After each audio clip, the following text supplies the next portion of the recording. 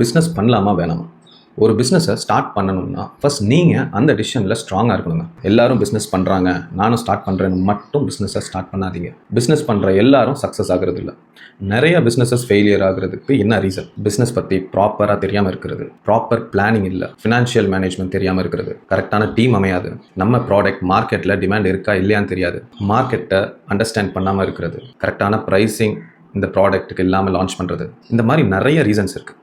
So பிஸ்னஸை start பண்ணுறதுக்கு முன்னாடி நல்ல ரிசர்ச் பண்ணுங்கள். மார்க்கெட்டில் சர்வே எடுங்க. நீங்கள் பண்ண போகிற பிஸ்னஸ்க்கு ஆக்சுவல் டிமாண்ட் இருக்கான்னு செக் பண்ணுங்கள். கஸ்டமர்ஸ் யார், காம்படிட்டர்ஸ் யார், இன்வெஸ்ட்மெண்ட் எவ்வளோ, மந்த்லி எக்ஸ்பென்சஸ் எவ்வளோ, ப்ராஃபிட் மார்ஜின் எவ்வளோ, வர்ஸ்ட் கேஸில் எவ்வளோ லாஸ் ஆகலாம், இதெல்லாம் கேல்குலேட் பண்ணிட்டு தான் பிஸ்னஸில் இறங்கணும். இன்னும் ஒரு முக்கியமான விஷயம் என்னென்னா, அவன் பிஸ்னஸ் பண்ணி பெருசாக வந்துட்டான், நானும் பிஸ்னஸ் பண்ணுறேன்னு மட்டும் பிஸ்னஸ் ஸ்டார்ட் பண்ணாதீங்க. பிஸ்னஸ்க்கு ஃப்ரீடம் இருக்கும், க்ரோத் இருக்கும், பெரிய சக்ஸஸ் கூட கிடைக்கலாம். ஆனால் அதே டைமில் ரிஸ்க் இருக்கும், ரெஸ்பான்சிபிலிட்டி இருக்கும், சாக்ரிஃபைஸ் பண்ணணும். ஜாபில் பண்ணும்போது உங்கள் டைம் சாக்ரிஃபைஸ் பண்ணுவீங்க. பிஸ்னஸ் பண்ணும்போது டைம் மட்டும் இல்லை, சில நேரத்தில் உங்களோட கம்ஃபர்ட், மணி, தூக்கம், பர்சனல் லைஃப், நிறைய விஷயத்தில் சாக்ரிஃபைஸ் பண்ண வேண்டியதாக வரும். ஸோ பிஸ்னஸ் பண்ணலாமா?